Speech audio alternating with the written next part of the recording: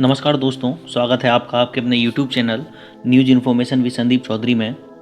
आज हम बात करने जा रहे हैं कुछ ऐसे टॉपिक के बारे में। आपने सुना होगा कि म्यांमार के अंदर तख्ता पलट हो गया है, म्यांमार मिलिट्री कू हुआ है कि वहाँ पर जो गवर्नमेंट सरकार थी उसका तख्ता पलट कर दिया गया है वहाँ की मिलिट्री के द्वारा। तो आइए हम इस चीज़ को डिटेल से जानते हैं क्या है ये चीज़। पहले हम बैकग्राउंड की बात करते हैं। जिस समय इंडिया आज़ाद हुआ ब्रिटेन से, उसी समय म्यांमार भी आज़ाद हुआ था ब्रिटेन से। इवन म्यांमार में जो आज़ादी की लड़ाई लड़ी गई थी और इंडिया में जो आज़ादी की लड़ाई लड़ी गई थी उनमें काफ़ी सारे समानताएं देखने को मिलती हैं।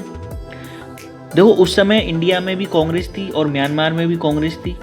आज़ादी के बाद भी हमको देखने को मिला, और आज़ादी के बाद हमको देखने को क्या मिला कि म्यांमार के अंदर कू हो गया। कू का मतलब यहाँ पर दोस्तों तख्ता पलट हो गया। 1962 में तख्ता पलट किया गया मिलिट्री के द्वारा। मिलिट्री ने वहाँ अपनी सत्ता हथिया ली थी सरकार से। ऐसा और भी देशों के साथ हुआ है, जैसे कि हम बात करें पाकिस्तान के साथ ऐसा हुआ है, बांग्लादेश के साथ ऐसा हुआ है। लेकिन अच्छी बात ये रही कि इंडिया में ऐसा कुछ अभी तक कुछ नहीं हुआ है। खैर, हम आज बात करते हैं म्यांमार के बारे में। मिलिट्री कू म्यांमार में कोई नई बात नहीं है।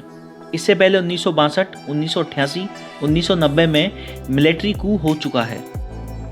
देखो, म्यांमार का जो संविधान था वो म्यांमार की मिलिट्री ने ही ड्राफ्ट किया था 2008 में। तो 2008 में ड्राफ्ट करने के बाद वहाँ पर म्यांमार की एक पार्टी है नेशनल लीग ऑफ डेमोक्रेसी, उन्होंने बोला था कि हम इस संविधान को नहीं मानते।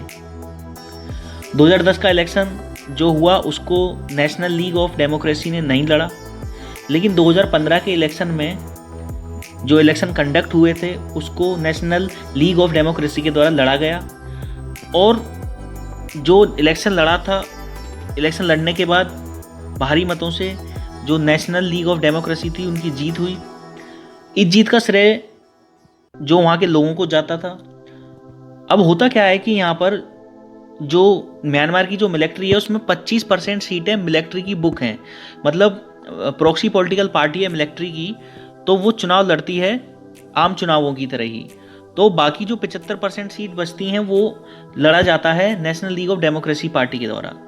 लेकिन इन सब चीज़ों के बावजूद 2015 में नेशनल लीग ऑफ डेमोक्रेसी ने चुनाव लड़ा और जीत गए। तब से लेकर अभी तक नेशनल लीग डेमोक्रेसी सत्ता में थे। लेकिन जो सू की है, अब सू की वहाँ की एक प्रेसिडेंट बन नहीं पाई थी। उसका एक कारण ये था कि उनके जो पति और बच्चे थे उनका सिटीजनशिप का कोई इशू था, जिसकी वजह से वो प्रेसिडेंट तो नहीं बन सकी, लेकिन फॉरेन मिनिस्टर जरूर बन गई। केनो को ही वो फॉरेन मिनिस्टर थी, लेकिन जितनी भी पावर्स थी वो सब जो सू की थी उनके पास थी, जितनी भी म्यांमार की जो पावर हुआ करती थी। तो 2020 में फिर इलेक्शन कंडक्ट हुए और उन इलेक्शन को स्वीप किया गया सू की national league of democracy party के द्वारा। तो हुआ क्या, मिलिट्री को ये चीज़ पसंद नहीं आई।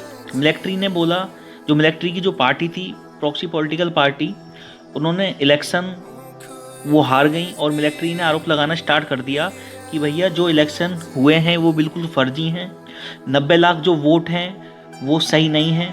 मिलिट्री ने यूनाइटेड इलेक्शन कमीशन यानी कि जो फेडरल इलेक्शन कमीशन है उनको बोला कि आप इसकी अच्छे गहनता से जांच कीजिए। तो आगे क्या हुआ, आगे हुआ ये कि जो 90 लाख वोट थे वो ऑथेंटिक थे, लेकिन ऐसा मिलिट्री जो थी वो नहीं मान रही थी कि हाँ भाई ये हम इसको नहीं मान सकते, ये जो वोट पड़े हैं वो बिल्कुल फर्जी वोट पड़े हैं। तो इसी के साथ म्यांमार की मिलिट्री ने तख्ता पलट कर दिया इन चीज़ों को लेकर। मतलब जो सरकार है वहाँ की सरकार को गिरा दिया गया है और खुद अब शासन करने लगे हैं। अब वहाँ की जो प्रेसिडेंट है और प्राइम मिनिस्टर है उनका कुछ पता नहीं है कि कहाँ पर उनको रखा गया है, ना ही उनके द्वारा कोई जवाब दिया जा रहा है कि हमने इनको यहाँ पर रखा है। वैसे देखो, मिलिट्री के पास आधी अधूरी पावर तो पहले से ही थी, लेकिन जो बची पावर थी वो भी अब हथिया ली गई है मिलिट्री के द्वारा।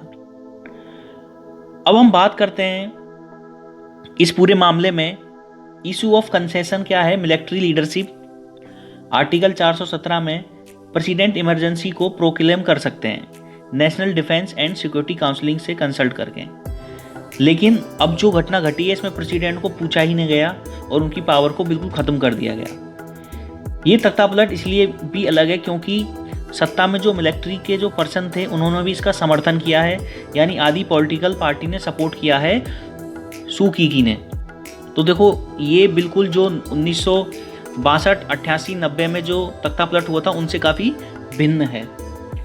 तो इन चीज़ों को देखते हुए जो अलग अलग कंट्रीज़ हैं वो बोल रहे हैं कि इसमें काफ़ी सारे इशू सामने निकल के आएंगे, जैसे रोहिंग्या इशू, चाइना की जो पॉलिसी है, कॉन्स्टिट्यूशन फॉर्म, तो काफ़ी सारे इशू निकल के आएंगे इस तख्ता पलट के कारण।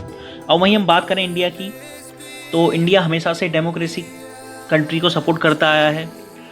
तो इंडिया 1962 से 1999 की हम बात करें तो इंडिया ने उस समय बोला था कि भाई हम डेमोक्रेटिक पार्टी को सपोर्ट करेंगे, ऐसा नहीं है कि किसी भी मिलिट्री के द्वारा किसी देश पे कब्जा कर लिया जाता है, हम उसको संबंध बनाएंगे। लेकिन फिर देखने को क्या मिलता है कि वहाँ पर चाइना अपने पूरा दबदबा कर रहा था म्यांमार के अंदर। तो इंडिया ने ये चीज़ समझी कि भाई हमको इससे कोई मतलब नहीं है कि देश के इंटरनल अफेयर्स क्या चल रहे हैं, हम देश के साथ अपनी जो एक्सपोर्ट इंपोर्ट है उसको पूरी तरीके से मजबूती से करेंगे, और ये इंडिया का अभी भी कहना है। तो ये था कि किस प्रकार से म्यांमार के अंदर मिलिट्री कू हुआ है, और आगे देखते हैं क्या देखने को मिलता है।